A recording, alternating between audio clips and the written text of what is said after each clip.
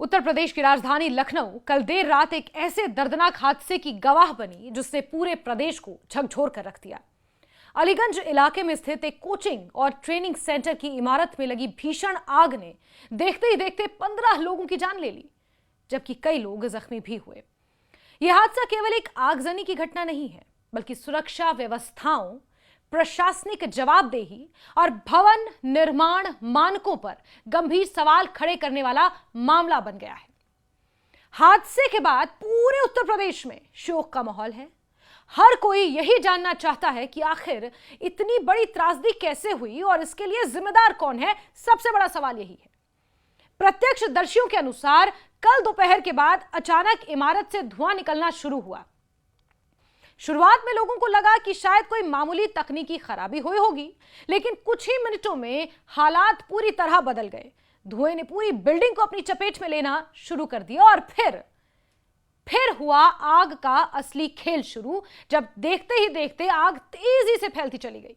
इमारत के भीतर मौजूद छात्र, कर्मचारी और दूसरे लोग अपनी जान बचाने के लिए बाहर निकलने की कोशिश करने लगे। चीख पुकार मच गई, लेकिन घना धुआं और आग उनके लिए सबसे बड़ी बाधा बन गई। कई लोग कमरों में फंसे रह गए, बाहर निकलने का रास्ता नहीं खोज पाए। कई लोग टॉयलेट्स में जाकर छिप गए। स्थानीय लोगों ने बताया कि जिस इमारत में आग लगी वहां प्रशिक्षण और आईटी से जुड़ी गतिविधियां संचालित की जाती थीं। बड़ी संख्या में युवा वहां मौजूद थे।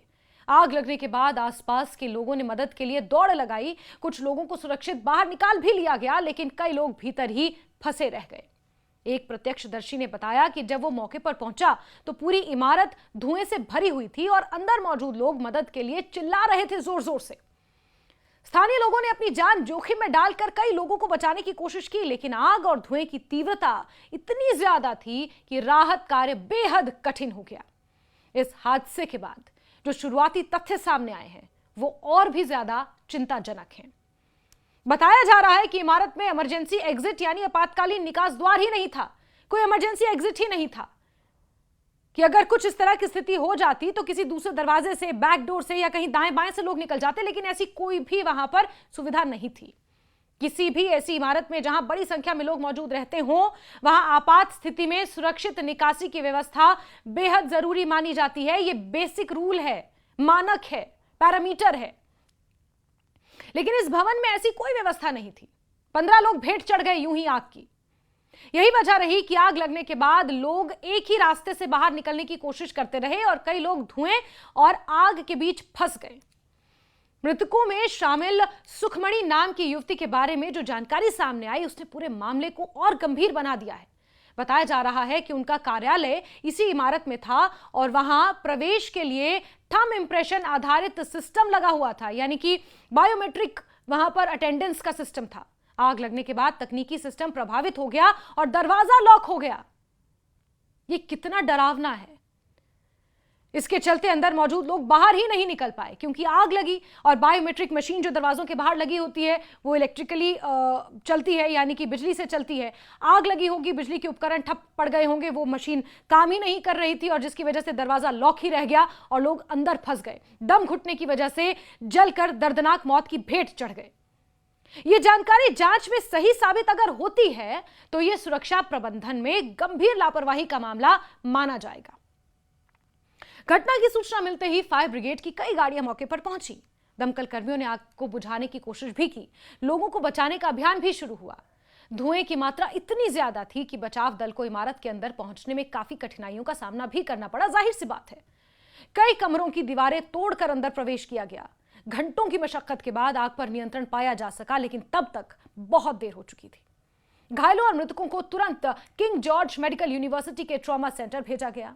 अस्पताल प्रशासन के अनुसार कुल 22 लोगों को वहां लाया गया था, जिनमें से 15 लोगों को मृत घोषित कर दिया गया, जबकि अन्य घायलों का इलाज अभी भी जारी है। डॉक्टरों के अनुसार घायलों की हालत फिलहाल स्थिर है। हादसे की जानकारी मिलते ही मुख्यमंत्री योगी आदित्यनाथ ने अपने सभी निर्धारित कार्यक्रम रद्द कर दिए। तुरंत लखनऊ पहुंचे। वो पहले घटनास्थल पर पहुंचे, जहां उन्होंने अधिकारियों से पूरे मामले की जानकारी ली। इसके बाद मुख्यमंत्री केजीएमयू ट्रॉमा सेंटर गए, घायलों से मुलाकात भी की। उन्होंने घायलों से पूछा कि हादसा हुआ कैसे, वो किस तरह बाहर निकले और उस समय इमारत के अंदर क्या स्थिति थी। मुख्यमंत्री ने अधिकारियों को स्पष्ट निर्देश दिए कि राहत और बचाव कार्यों में किसी भी तरह की लापरवाही नहीं होनी चाहिए। इसके बाद मुख्यमंत्री आवास पर उच्च स्तरीय बैठक बुलाई गई।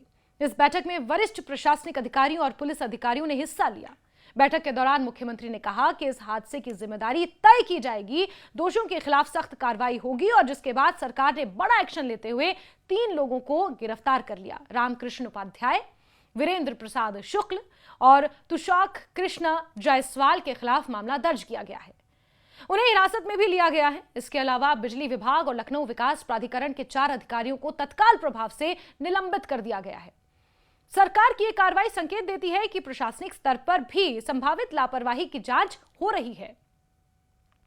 इस पूरे मामले की गहराई से जांच करने के लिए मुख्यमंत्री के निर्देश पर एक विशेष जांच दल यानी एसआईटी का गठन भी कर दिया गया है।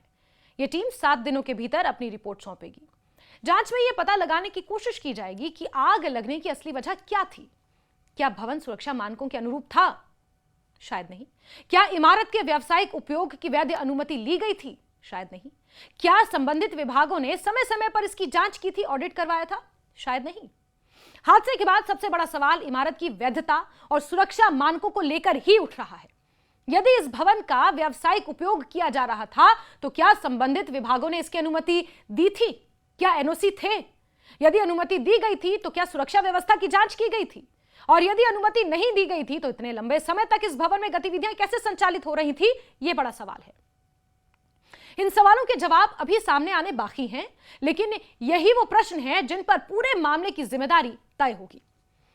फायर विभाग ने अपनी प्रारंभिक प्रतिक्रिया में कहा कि इस इमारत को फायर एनओसी की आवश्यकता नहीं थी, क्योंकि नियमों के अनुसार 15 मीटर या उससे अधिक ऊंची इमारतों के लिए ही ऐसी अनुमति की जरूरत होती है। जिस भवन में आग लगी वो 3 मंजिला था, निर्धारित ऊंचाई सीमा से नीचे आता है। लेकिन इस स्पष्टीकरण के बाद भी कई सवाल बने हुए हैं। यदि फायर विभाग से एनओसी की जरूरत नहीं थी, तब भी क्या अन्य सुरक्षा मानकों का पालन किया गया था? क्या लोगों की सुरक्षा सुनिश्चित करने के लिए पर्याप्त इंतजाम किए गए थे? और ऐसी ना जाने कितनी बिल्डिंग्स हैं? यही सवाल है जिनका जवाब अब जांच एजेंसियों को देना ही होगा।